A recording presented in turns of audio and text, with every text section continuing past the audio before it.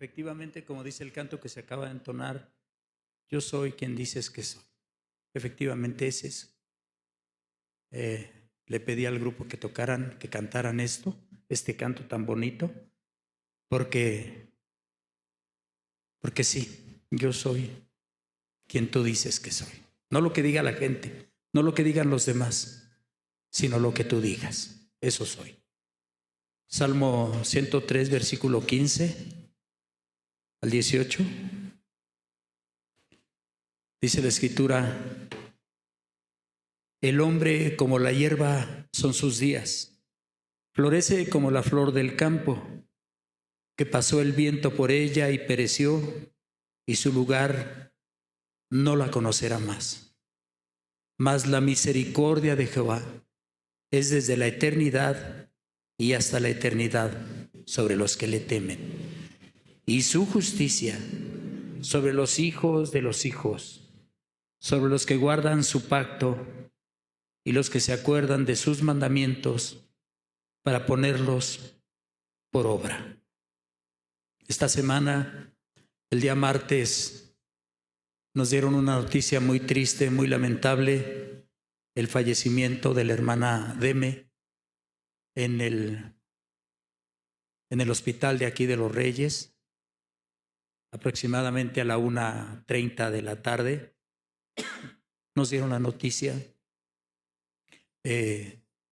lo comunicamos a través de los grupos de WhatsApp y nos dimos cita en su domicilio ya en la noche. De hecho, no habían llevado el cuerpo cuando nosotros ya estábamos en el lugar con la familia, acompañando a la familia. Y pues ahí vimos lo lamentable. Son cuestiones, a veces en los pueblos son cuestiones étnicas. Trasladaron el cuerpo hasta, no recuerdo, hermano, pero Oaxaca, bien lejos. Y ahí las autoridades son las que dicen cuándo hay que sepultar y cuándo no. Y sepultaron hasta el viernes. Entonces, pues fue muy difícil, y ahí vimos lo que la Biblia dice, lo vivimos, lo estamos viendo ahí. Ya después llegó el cuerpo, llevaron el cuerpo y pues seguimos ahí predicando la palabra de Dios a los presentes. Y sí, vimos esto, que el hombre como la hierba son sus días. Florece como la flor del campo, es algo muy bonito, sí, en primavera. Sí, pero ¿sabes qué? Se acaba. Es una metáfora de la vida del ser humano. Dice que pasó el viento por ella y pereció, y su lugar no la conocerá más. Ahí donde estaba esa flor hermosa, lo vemos frecuentemente en casa. Mi esposa ama muchísimo las plantas y de repente veo ahí unas rosas y veo aquí, veo allá. De repente ya esa flor ya no está. Y sí, esa es la metáfora de la vida, es la figura de la vida. Florece, sí, pero el día de mañana ya se secó. Sin embargo, Dios dice: mas la misericordia de Jehová es desde la eternidad y hasta la eternidad sobre los que le temen. No sobre todos, es sobre los que le temen. Y su justicia sobre los hijos de los hijos, sobre los que guardan su pacto y los que se acuerdan de sus mandamientos para ponerlos por obra. O sea, Dios da su misericordia a los que le temen, a sus hijos, a su pueblo. Él no muere, pero sí dice la Biblia que honrosa es a los ojos de Jehová la muerte de sus santos. Entonces, hermano, vemos las dos partes, las dos caras de la moneda. El hombre débil se enferma, le duele y muere. Pero Dios y la misericordia de Jehová permanece para siempre. Visto esto, ¿cuál es la posición del cristiano ante el trono de Dios? ¿Cuál es su posición? ¿Qué dice Dios que somos? Porque eso es importante. ¿Qué es lo que Dios dice que nosotros somos? Vamos a verlo. Vamos a ver 5 cosas. Dice que somos hijos de Dios. dice que somos perdonados. Dice la Biblia que hemos resucitado con Cristo. Dice la Biblia que somos nacidos de nuevo. Y no solamente eso, dice que somos justificados. Eso quiero que veamos en primer lugar. Vamos a ver, soy hijo de Dios. Vamos a San Juan capítulo 1. San Juan capítulo 1, versículo 6 al versículo número 13, por favor. San Juan capítulo 1, versículo 6 al 13. Vamos a estar leyendo.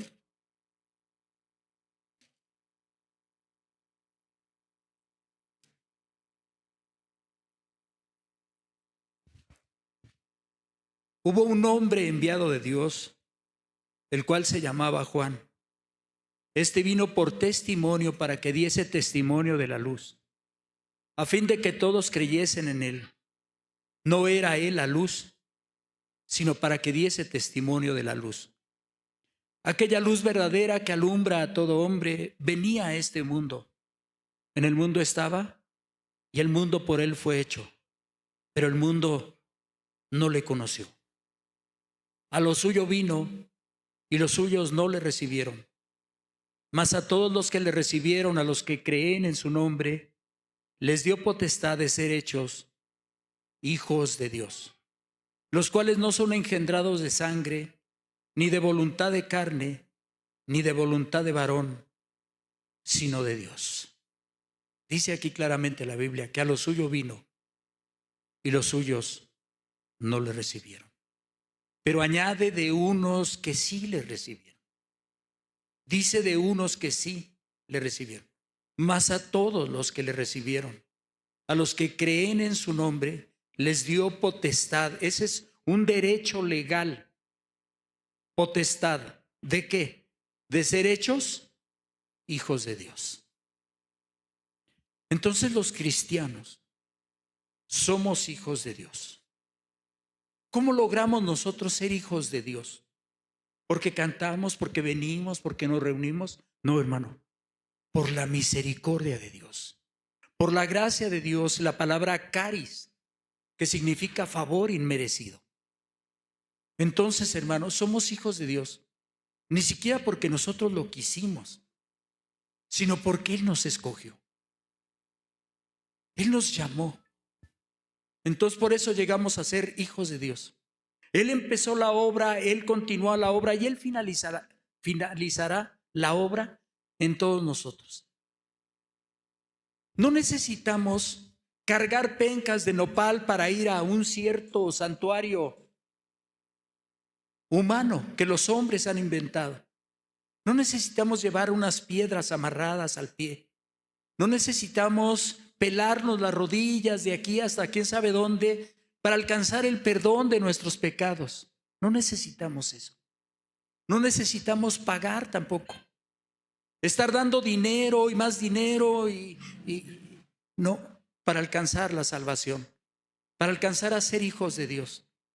No, aquí dice que a todos los que recibieron a Jesús, Dios les da el derecho legal de ser llamados y de ser hechos hijos de Dios, a los que creen en su nombre. Y si Dios dice que soy hijo de Dios, soy hijo de Dios. El mundo podrá decir lo contrario. La gente podrá decir lo contrario. Podrá haber enojos de mucha gente que conocimos. Pero nadie nos quita ese privilegio de ser hechos hijos de Dios, de ser llamados hijos de Dios. ¿Qué más somos? ¿Cuál es nuestra posición delante del trono de Dios? Como hijos, también soy perdonado. Somos perdonados. Efesios capítulo 1, versículo 3 al versículo número 7. Efesios 1. Como les digo siempre, esto lo pueden enriquecer ustedes después. Esto no son los versículos que les estoy leyendo, esto es grandísimo, mucho, muy amplio. Efesios capítulo 1, versículo 3 al 7. Dice: bendito sea el Dios y Padre de nuestro Señor Jesucristo, que nos bendijo con toda bendición espiritual en los lugares celestiales en Cristo, según nos escogió en Él antes de la fundación del mundo, para que fuésemos santos y sin mancha delante de Él en amor, habiéndonos predestinado para ser adoptados hijos suyos por medio de Jesucristo, según el puro afecto de su voluntad, para alabanza de la gloria de su gracia, con la cual nos hizo aceptos en Él, amado, en quien tenemos redención por su sangre, el perdón de pecados, según las riquezas de su gracia. Mira, la gracia, aquí está, perdonados, perdonados. No importa cuál haya sido el pecado, esa es la gracia de Dios. Que a veces la gente dice, mira, dame la oportunidad de mejorar un poquito mi vida. Dame la oportunidad de ser un poquito mejor, de cambiar mis hábitos, de mejorar un poquito porque mi situación es crítica, es mala. No, espérate, ven como estás. Ven a Jesús como eres, ven a Dios como eres. Recuerda al hijo pródigo del libro de San Lucas 15, recuérdalo. Él vino como estaba, apestaba horrible. Las garras raídas que traía, él no procuró cambiarlas. Sus cabellos, su barba, él no procuró cambiar absolutamente nada. Él vino como él estaba. A veces queremos engañar a Dios, impresionar a Dios, que con nuestras obras o con nuestros cambios estéticos somos mejores. Claro que no, no podemos. Él vino como estaba. Y así fue reconocido por su padre, aún a la distancia. Dice la Biblia que corrió y le abrazó y le besó y le perdonó.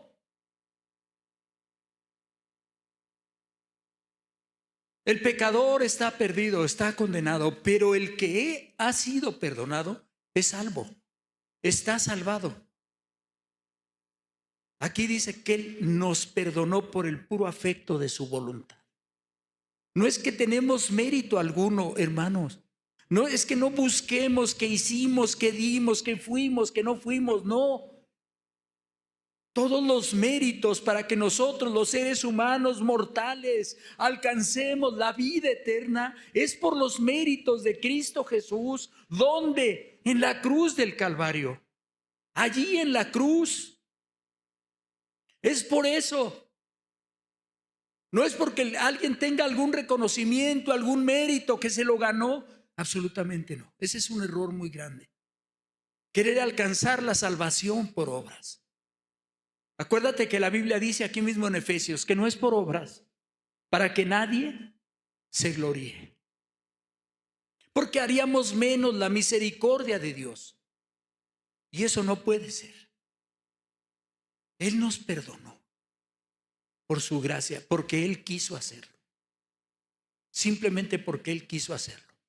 Nada más.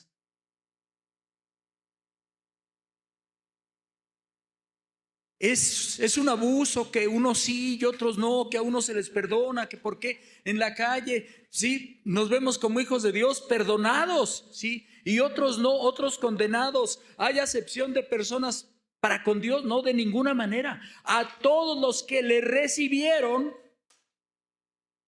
les dio potestad de ser hechos hijos de Dios. A los que no, ahí está la oferta. Es justicia nada más. Perdonado no por mérito alguno, no porque hayamos hecho nada, absolutamente nada, sino por su pura misericordia. ¿Qué más? He resucitado con Cristo. Colosenses capítulo 2, versículos 12 y 13. Colosenses 2. Les repito, hay más versículos. Esto se puede enriquecer. Nada más que no me alcanzaría el tiempo.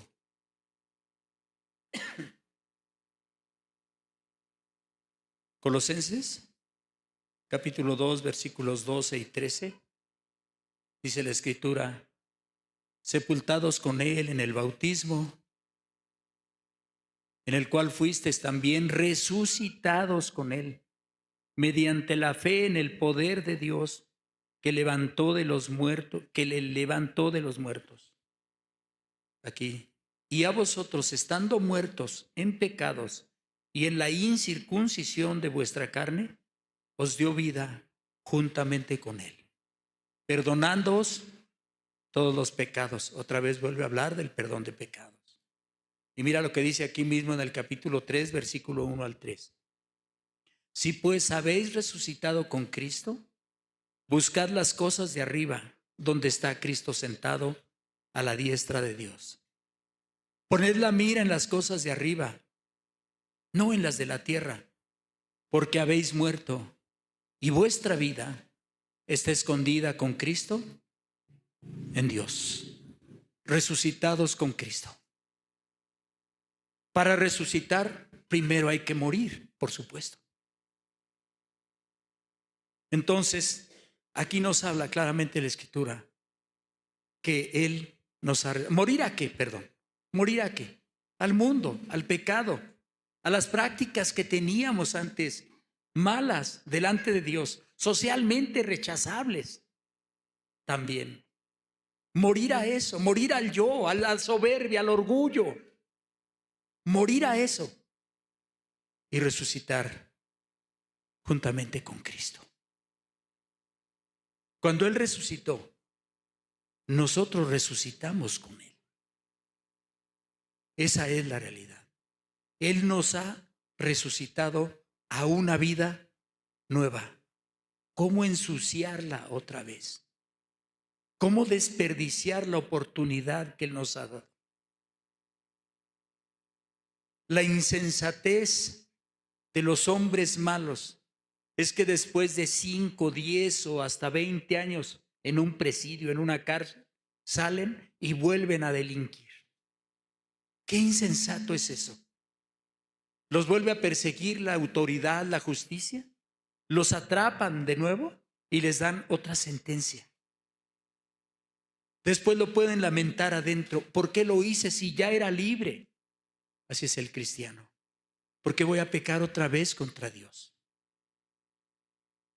¿Por qué? Si Él me resucitó, si Él me dio vida,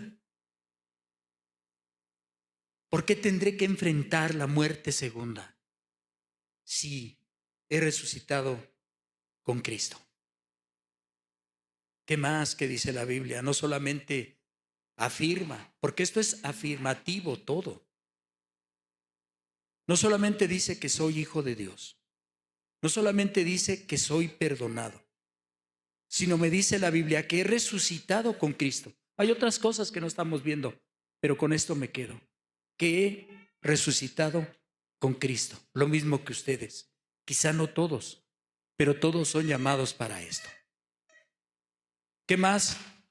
Nacido de nuevo. Soy nacido de nuevo. Segunda a los Corintios capítulo 5, versículo número 17. Segunda a los Corintios capítulo 5, versículo 17. Son versículos de la Biblia que a veces ni siquiera para entenderlos necesitas el contexto. Solamente con el versículo se explica por sí solo. Dice, de modo que si alguno está en Cristo, nueva criatura es. Las cosas viejas pasaron. He aquí, todas son hechas nuevas. Entiéndelo. De modo que si alguno está en Cristo, sin Cristo no. Estar en Cristo. De modo que si alguno está en Cristo, nueva criatura es. Ha nacido de nuevo. Las cosas viejas pasaron. He aquí, todas son hechas nuevas. ¿Sabes? Piensa en un bebé, piensa en un niño de 1 año, de 2 años, de 3 años, qué sé yo. Es un bebé. Más si tiene 1 mes, 2 meses. Dale un cigarrillo, ofrécele. Lo vas a ahogar. Puede morir. Dale en la leche, en la mamila, ahí una bebida embriagante. Va a sufrir trastornos mentales. Yo desconozco lo de la medicina, pero no va a estar bien la personita. Alguien que es nacido de nuevo, así tenga 30, 50, 80 años, ya no va a participar en ninguna de esas cosas. En nada, absolutamente nada. De lo que antes hacía. Es una nueva criatura. Si maldecía, ya no maldice. Y no solamente no maldice, ahora bendice. Si mentía, ya no miente, ahora dice la verdad. No solamente dejó de mentir, no, ahora dice la verdad. Si se embriagaba, si se drogaba, no, ya no, porque es nueva criatura. No va a ensuciar a ese niño, a esa niña que es nacido en Cristo Jesús. Y literalmente, ¿cuántas veces lo viví yo? Porque era un alcohólico aquí en estas calles hace muchos años. Me juntaba con el escuadrón de la muerte, conocido así, el escuadrón de la muerte. Ya no hay muchos grupos de esos, aunque todavía existen. Pero había muchos. Y yo me juntaba aquí, en el mercado San Camilo, me juntaba aquí en esta calle, andaba por acá, por donde ahora está la plaza cívica, todo eso. A veces en la madrugada parecíamos insepultos allí nomás. En la madrugada la gente que nos veía se espantaba, arrastrando algunos gabanes, cobijas ahí con el frío, pero buscando qué beber. Cuando yo conocí a Cristo por la misericordia de Dios, Él me perdonó y Él me salvó. Yo dejé todo eso. Y literal, tuve que enfrentarlos a ellos. Porque quisiera que no tenía que pasar donde estaba. Para ir al trabajo, porque después ya trabajaba. Para ir al trabajo, para ir al mercado, para ir a comprar una herramienta, para esto o aquello, los encontraba o me encontraban. Me llegaron a agarrar literalmente. Hipócrita, ya no tomas. ¿Qué te crees? Tantas cosas, hermano. Una vez me quitaron un bolígrafo, lo había comprado y no era barato. Era un regalo para la maestra de Maribel porque iba, no sé si en el kinder, creo que sí. Y compré un bolígrafo muy bonito y lo traía aquí en la bolsa de la camisa. Y me agarraron y alguien lo sacó y lo aventaron en un charco de lodo. Pero le dobló la partecita esa con la que se atora para que no se caiga. Se la dobló y eso ya no se endereza. La aventó a un charco de lodo que había ahí. Porque aquí era lo que sobreabundaba, los charcos de lodo. Como sea, me metí, recogí el bolígrafo, no, ya no servía. Sí, se podía escribir, pero ya no podíamos regalar eso. Hasta que unos 6 meses después dejé que pasaran. Todos los días aprendía la Biblia, todos los días. Oraba y estudiaba la palabra de Dios. Iba a la reunión y no me la perdía por nada del mundo, no me lo podía perder, porque estaba aprendiendo. Era un niño que necesita alimento. Yo estaba aprendiendo como a los 6 meses. Bueno, ¿por qué ya no estás acá? ¿Por qué ya no andas? ¿Sabes por qué? Porque estoy estudiando la Biblia y me están enseñando. ¡Ay, eres un aleluya, hipócrita! Y tantas cosas. Eso ya no importaba. Ya no importaba, simplemente era una nueva criatura en Cristo Jesús. Y no me podía manchar, no me podía ensuciar. No quería eso. Entonces, de modo que si alguno está en Cristo, nueva criatura es. El que sigue gritando, maldiciendo, peleando, robando, no está en Cristo. Por favor, no está en Cristo. Llegó Nicodemo de noche, aquí está en San Juan, los que están anotando, San Juan capítulo 3, versículo 1 al 6, 7, por ahí. Llegó y le tocó la puerta en la noche, dijo: Maestro, Señor, sabemos que has venido de Dios por maestro, porque nadie hace las cosas que tú haces. Jesús no le dijo nada de lo que él había comentado, solamente se le quedó mirando y le puso el dedo, le dijo: te es necesario nacer de nuevo. No, no es opcional, no es si quieres, no es que si te gustaría, no, te es necesario nacer de nuevo. Nacer de nuevo, ¿sí? ¿Puedo acaso en mi edad Entrar otra vez al vientre de mi madre y nacer. Dijo, eres el maestro de Israel y no sabes esto. Te estoy hablando de cosas terrenales. Si te hablara y no las entiendes, menos vas a entender si te hablo las cosas celestiales. Pero te lo repito, el que no naciere de nuevo no puede ver el reino de Dios. Entonces, tiene mucho sentido. Si alguno está en Cristo, nueva criatura es. Es por obra y gracia del Espíritu Santo. No es que fui fuerte, hermano. No es que fuiste valiente. No es que fuiste decidida. No. Es porque el Espíritu Santo lo hace en la persona. Claro, necesitas estar allí. Necesitas orar, necesitas estarte alimentando de la palabra de Dios. No los domingos, toda la semana. Entonces, soy nacido de nuevo. Y lo último, hablando de esto, de nuestra posición delante de Dios, yo soy quien dices que soy. Soy justificado. Romanos capítulo 5, verso 1. Soy justificado.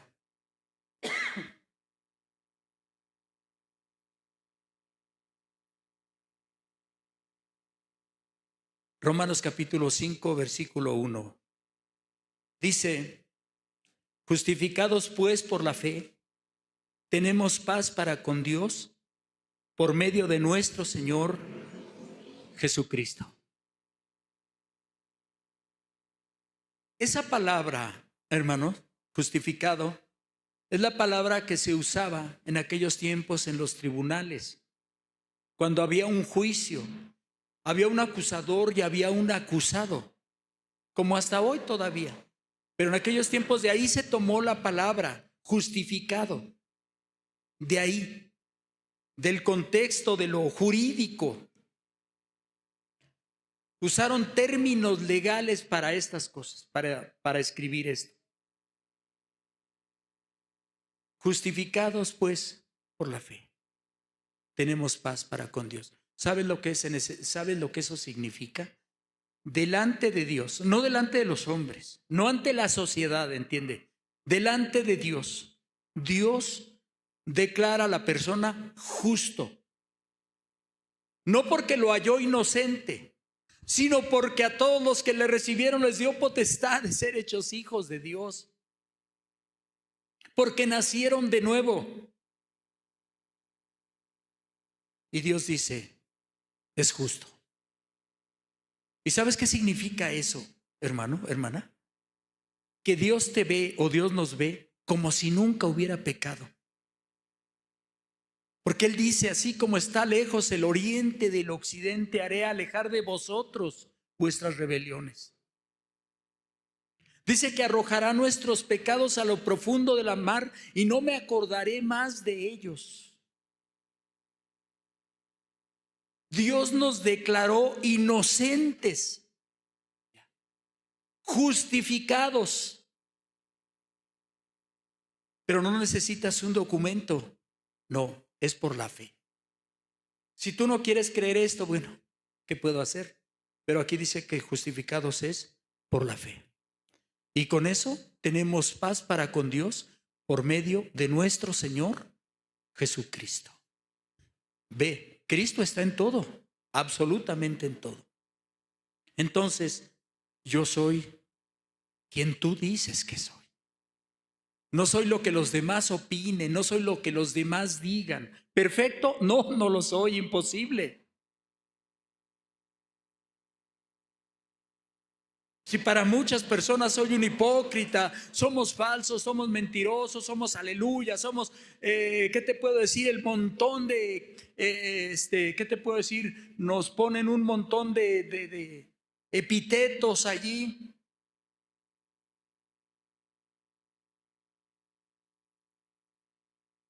Sobrenombres. todo lo que nos quieran decir, pero ¿sabes qué? Somos justificados, declarados justos delante de Dios. Eso es lo que somos.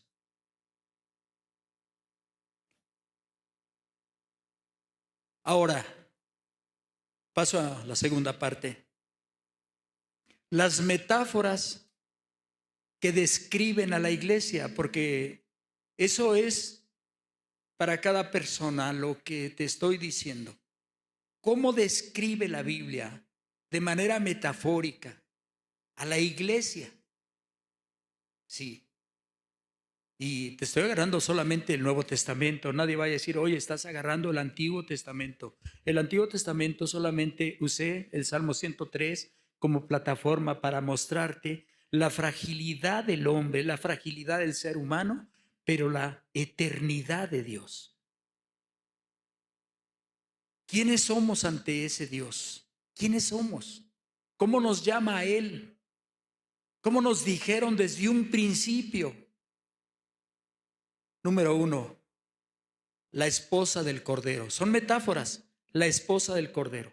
Apocalipsis capítulo 19, versículos 5 al 8. Apocalipsis 19 del 5 al 8. Dice, y salió del trono una voz que decía, alabad a nuestro Dios todos sus siervos y los que le teméis, así pequeños como grandes.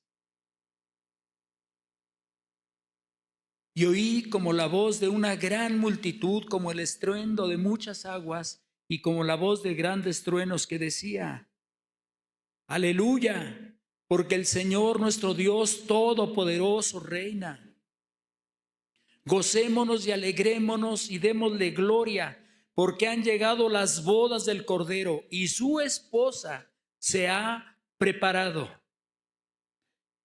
Y a ella se le ha concedido que se vista de lino fino, limpio y resplandeciente, porque el lino fino es las acciones justas de los santos, la esposa del Cordero.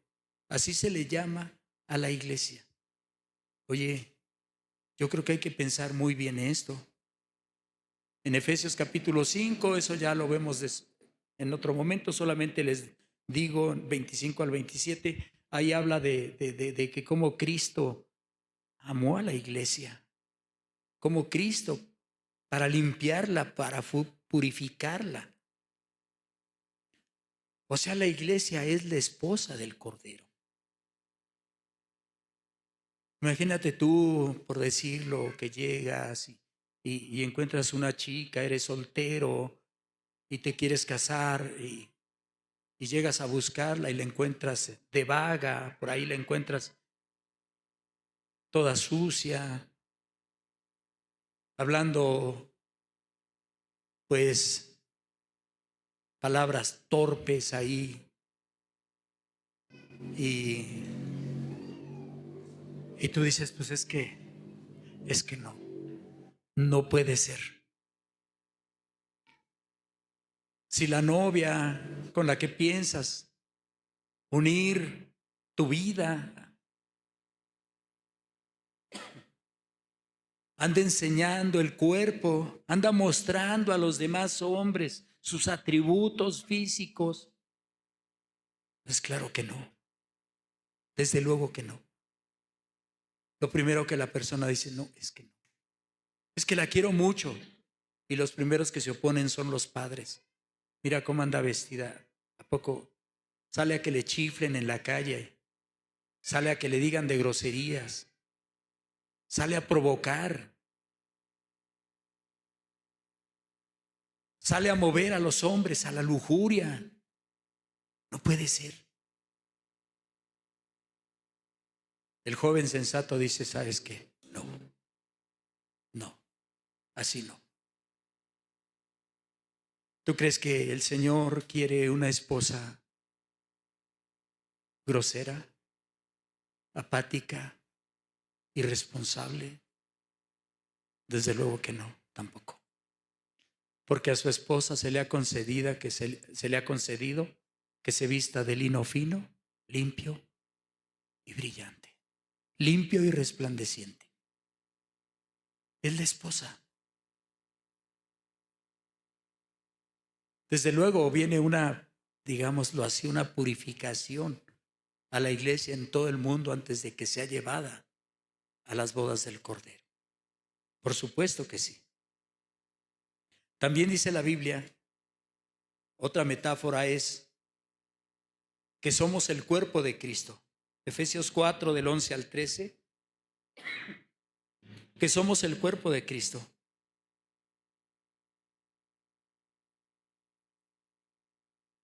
Dice la Escritura, y él mismo constituyó a unos apóstoles, a otros profetas, a otros evangelistas, a otros pastores y maestros, a fin de perfeccionar a los santos para la obra del ministerio, para la edificación, ¿de quién? Del cuerpo de Cristo. ¿Quién es el cuerpo de Cristo? La iglesia. Adelante. Hasta que todos lleguemos a la unidad de la fe y del conocimiento del Hijo de Dios. Para eso es el ministerio, hermano. Para la edificación del cuerpo de Cristo, que es la iglesia. ¿Sabes qué es lo más importante aquí? Porque también lo menciona en 1 Corintios. Eso no lo vamos a ver. Solamente les estoy aportando esto. 1 Corintios 12, del 12 al 22. Ahí nos habla más ampliamente de esto. ¿Sabes qué es lo importante de esto? Que la iglesia, que es el cuerpo de Cristo, reconoce a Cristo como la cabeza. Él es la cabeza. O sea, la iglesia tiene que hacer lo que Él diga. Él es la cabeza. La cabeza es autoridad. No control, no prepotencia, no, es autoridad legítima. Es la cabeza. Aunque la Biblia dice que también el hombre es cabeza de la mujer, ese término ha dado motivos a muchos de hacer atrocidades, de desconfigurar, por decirlo así, lo que la Escritura dice. Es que el marido a veces no es convertido y hay a la mujer y le dice, oye, ¿sabes qué? Ayer me eché unas copas y ve a la tienda y cómprame una caguama. Es que yo no puedo hacer eso, yo soy cristiana. Yo no puedo ir a la tienda a estar comprando bebidas embriagantes. Ah, no. Acuérdate que el pastor dijo que el hombre es cabeza de la mujer. Malvados pecadores, como eso sí lo entienden, como eso sí lo escucharon. Se hace mal uso de esos términos. No, es autoridad, pero autoridad legítima para amar, para proteger, para cuidar. Eso es lo legítimo. No para abusar. Mujeres que terminan no reconociendo como cabeza al varón porque es un irresponsable. No aporta para el gasto. Anda de vago, qué sé yo. Hay muchas familias disfuncionales, no. Pero cuando la iglesia es el cuerpo, segurito, Cristo es la cabeza. Él es la autoridad legal constituida. No puede ser de otra manera. Lo tercero, somos llamados, otra metáfora dice que somos templo de Dios. Efesios 2, 20 al 22. Efesios 2, del 20 al 22. Dice la Biblia, edificado sobre el fundamento de los apóstoles y profetas, siendo la principal piedra del ángulo Jesucristo mismo, en quien todo el edificio bien coordinado va creciendo para ser un templo santo en el Señor, en quien vosotros también sois juntamente edificados para morada de Dios en espíritu. ¿Por qué somos un templo, hermano? ¿Por qué lo somos? ¿Para que more quién? El Espíritu Santo. Es para eso. Somos templo del Espíritu Santo, morada del Espíritu Santo. La iglesia es llamada a ser el templo del Espíritu Santo. En Primera de Pedro, capítulo 2, versículos 4 al 6, eso sí lo vamos a leer. Por favor, Primera de Pedro, capítulo 2, versículo 4 al 6. Dice: acercándoos a él, piedra viva, desechada ciertamente por los hombres, mas para Dios escogida y preciosa. Vosotros también, como piedras vivas, sed edificados como casa espiritual y sacerdocio santo, para ofrecer sacrificios espirituales aceptables a Dios por medio de Jesucristo. Por lo cual también contiene la Escritura: he aquí pongo en Sión la piedra, la principal piedra del ángulo, escogida, preciosa.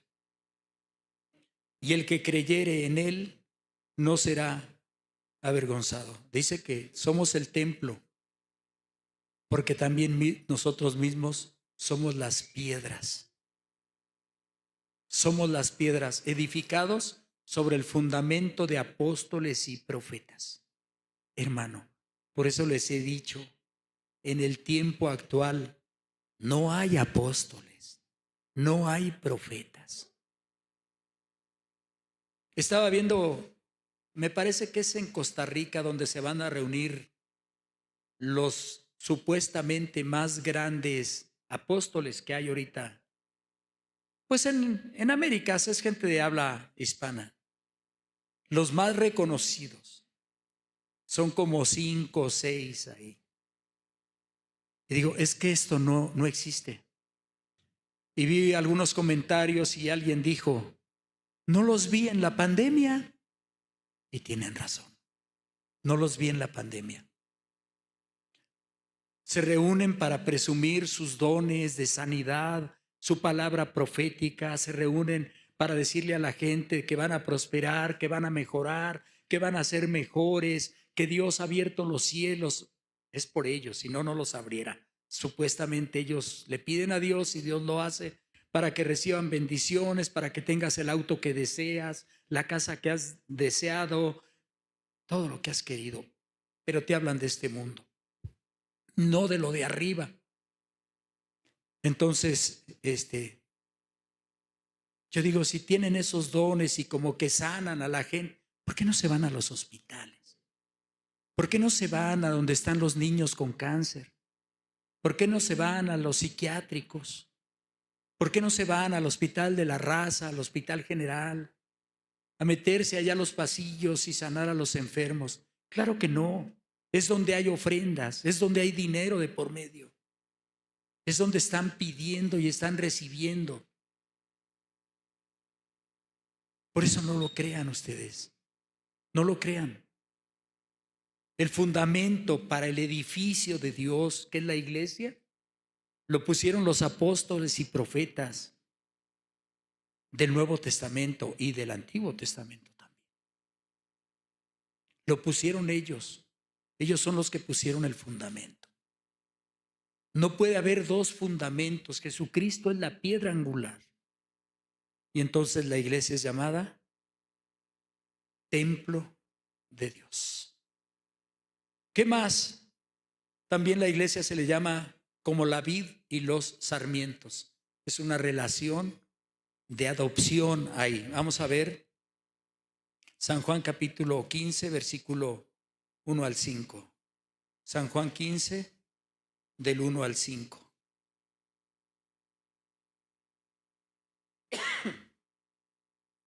Mira lo que dice Jesús. Yo soy la vid verdadera y mi Padre es el labrador. Todo pámpano que en mí no lleva fruto lo quitará, y todo aquel que lleva fruto lo limpiará para que lleve más fruto. Ya vosotros estáis limpios por la palabra que os he hablado. Permaneced en mí y yo en vosotros. Como el pámpano no puede llevar fruto por sí mismo si no permanece en la vid, así tampoco vosotros si no permanecéis en mí. Yo soy la vid, vosotros los pámpanos. El que permanece en mí y yo en él, éste lleva mucho fruto, porque separados de mí, nada podéis hacer. La figura es hermosísima. La vid, lo que da uvas, la vid. Dice que somos injertados. Pero olvidemos eso por un momento. Dice que nosotros somos los pámpanos. Es decir, no solamente el árbol, sino el fruto. La ramita que lleva mucho fruto. Si suena bonito, alguien puede hasta romantizar. Pero no, hermano. Lo que te está diciendo aquí es que Él es la vid y nosotros los sarmientos o los pámpanos para que llevemos fruto. Y no dice que nada más fruto, mucho fruto. Y no solamente que llevemos mucho fruto, sino que nuestro fruto permanezca. Que permanezca. No que ya mañana está seco, no, que permanezca.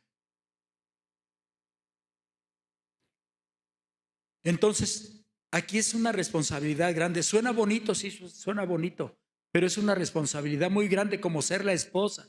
Hay que estar en limpieza, en pureza, como ser el cuerpo limpio también, como ser el templo de Dios firme, sólido. Claro, y la vid y los pámpanos, Él pide fruto. Desde luego Él pide fruto. Y que tu fruto permanezca. Es responsabilidad de todos llevar fruto. No podemos estar separados de Él, porque Él dice, separados de mí, ¿qué cosa? Nada podéis hacer, nada. Separados de mí, nada podéis hacer. No importa qué tantos esfuerzos haga la persona, no importa. Separado de Cristo, no va a dar más que frutos venenosos. Hemos conocido personas, hermanos en la iglesia, hermanas, matrimonios o a veces uno o el otro. Ellos mismos destruyen a sus hijos. Ellos mismos destruyen a su familia. Con su carácter, con su autoridad que dicen tener. Con su carácter negativo. Destruyen a sus familias. Ese es un fruto amargo, es un fruto malo. No. La iglesia, como sarmiento, como pámpano, debe de llevar mucho fruto, fruto para Dios. Acuérdate de que Dios pide fruto y lo vemos también en la higuera. Cuando el Señor se acercó a una higuera y conste, no era tiempo de higos. Él se acercó para buscar fruto y la higuera tenía hojas solamente. Y lo que él hizo es que la maldijo. Al día siguiente, cuando pasaron de regreso, los discípulos se quedaron atónitos. Y uno de ellos, me parece que Pedro, se sacó un grito y dice, Señor, la higuera que maldijiste se secó. Él dijo, tened fe en Dios. Porque no encontró fruto, la maldijo. Te digo, suena romántico, suena bonito, suena tierno. Sí, Él es la vid y nosotros los pámpanos. Pero si no llevas fruto, puede la persona estar expuesto a ser maldecido. Ahí lo dice. Ahí está, el Señor no encontró.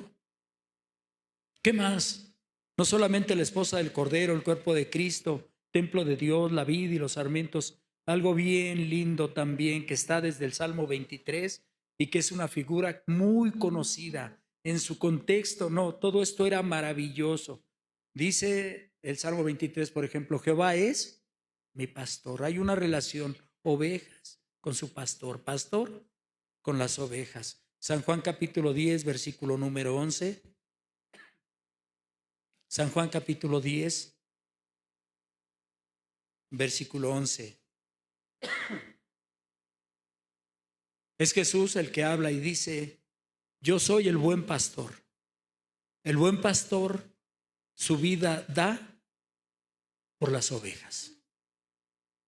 ¿Y sabes dónde habla más de esta relación maravillosa, bonita. En San Lucas 15, acordémonos, San Lucas 15 desde el verso 1 ahí en el 7. Dice que el pastor tenía 100 ovejas. ¿Se acuerdan? Hasta lo cantamos. Pero cuando contó le faltaba una. Y dejó aseguradas las 99 y buscó la que se había perdido. Y no dejó de buscarla hasta que la encontró. La encontró herida, la encontró lastimada. Es una figura de la iglesia. ¿Cómo estábamos nosotros? De verdad, hermano. Entre los cristianos hay homicidas. Hay de todo tipo de pecados, brujas, brujos, santeros, adoradores de la muerte, que han reconocido a Jesús como su Señor y Salvador y dejan todo eso. Todo lo dejan. Porque oyen la voz. Oyen la voz. Pero ¿cómo queda la persona? Heridos, lastimados. Recuerdo que en una ocasión, ya tiene muchos años, teníamos el grupo de evangelismo, pues duramos 10 años en las calles, en la Merced, en Tepito. 10 años. Y había dado la plática así a todos los que se juntaban. Y pues ya de rato estábamos ya en la tardecita preparándonos, estábamos poniendo en la cajuela lo que llevábamos, los trastes de la comida que llevábamos. Y llegó uno, se acordarán de ¿cómo le decían a este? Al hermano de Jorge. Se llamaba, ¿mande? El gallo, sí, el rooster, luego lo decían. El gallo, se llamaba Federico Alcalde, yo me acuerdo. Así grandote, era agente judicial, había sido agente de la policía judicial. Y recuerdo que ya me había metido yo al carro, le cerré la puerta y ya alguien me tocó la ventanilla, era él. Y me dijo: pastor, he tomado una decisión. ¿Y qué pasó, gallo? ¿Qué pasó? Dijo: quiero entregarle esto. Se sacó del cuello, era la muerte, así, la traía aquí. Dijo: ya entendí la palabra de Dios. No, pues te felicito. No, qué bueno. Ya por ahí, por el camino, por donde había muchos vehículos que transitaban, dije: alguien va a atropellar esta muerte y se va a morir. Ya la tiré, no sirve para nada. No, sí, son una maldición, no la metas a tu casa. Son una maldición. ¿Cómo llega la oveja? ¿Cómo la encuentra el Señor? Herida, lastimada. Los lobos no hacen caricias. Los lobos te matan, te desangran. ¿Sabes qué dice ahí? Que él buscó su oveja y la encontró y la curó y la puso en sus brazos y la llevó de regreso. La llevó de vuelta al redil. El buen pastor su vida da por las ovejas. Qué maravilloso, hermano. Entonces Jesús es el pastor que guía, protege, provee, busca la perdida y restaura sus ovejas. Es Jesús para nosotros eso. Él es el pastor. Nosotros las ovejas. A veces tercos. A veces, hermano, como que no le echamos ganas, seriedad. Entonces, pues aquí vemos lo que Jesús hace. Deja a las demás y busca. Para muchos ha sido demasiado tarde, cuando ya fueron devorados, ya no. Ya no hay nada, absolutamente nada que hacer. Por último, la iglesia, también otra metáfora, todas son metáforas, les expliqué desde un principio. Se llama columna y baluarte de la verdad. Así es conocida la iglesia. Primera Timoteo capítulo 3, versículos 14 y 15. Eso es la iglesia de Jesús. Columna y baluarte de la verdad.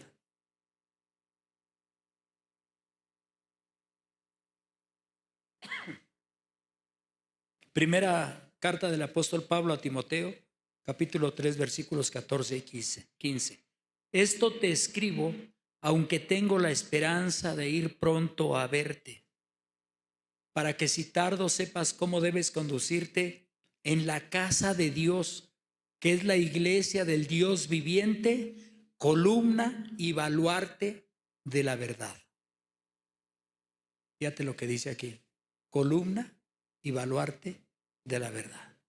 Un baluarte era para defenderse, si lo vemos en este contexto, como una barricada donde puedes estar seguro.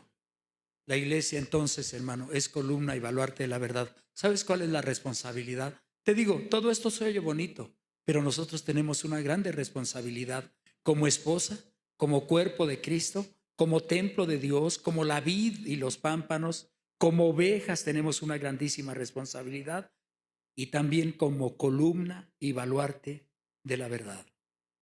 La iglesia, fíjate bien, sostiene, proclama y defiende la verdad.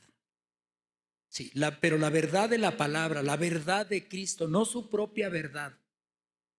Ni la iglesia ni el pastor están para defender sus argumentos humanos o sus argumentos propios. No, la iglesia está para sostener columna de la verdad. La verdad cae, el peso de la verdad cae sobre la iglesia. La iglesia no solamente tiene que estar para sostener la verdad, sino para proclamar esa verdad, para hablar de esa verdad. Por eso nosotros salimos también a compartir la palabra de Dios el sábado en el tianguis. No cada sábado, uno sí y uno no. Y acaba de empezar el pastor también con otros hermanos a ir. ¿A dónde van a predicar? Aquí al 90 Camas. Están yendo con Rogelio a predicar la palabra de Dios ahí y a compartir algo con los que no han comido ahí algo, a compartir algo. Sí, es que es la iglesia. No solamente sostiene, no solamente carga la verdad, no, hermano, también la proclama y también la defiende. Sí, también por eso existe la apologética. Sí, ¿qué es lo que nosotros creemos y por qué lo creemos? Entonces, amados hermanos, para eso es la iglesia. Entonces, esto es la posición del cristiano ante el trono de Dios, ante su Señor. Que somos hijos de Dios, perdonados, resucitados con Cristo, nacidos de nuevo y justificados. ¿Cuántos tienen esa bendición de Dios, hermano? Vamos a darle gracias a Dios. Espero, hermano, porque esto es una responsabilidad muy grande. Dios dice que somos eso. Yo soy quien dices que soy, así como suena el canto que entonaron hace un momento. Así exactamente. Yo soy quien dices que soy. ¿Ves que es Dios el que lo dice? No lo inventó alguien por ahí. Cierra tus ojos, mira, de verdad, piensa en esto. Mira lo que tú eres a los ojos de Dios. Si a los ojos de tu familia, si a veces los vecinos, es que eres un hipócrita, los vecinos puedan decir lo que quieran. ¿Qué dice Dios de mí? ¿Qué dice Dios de ti?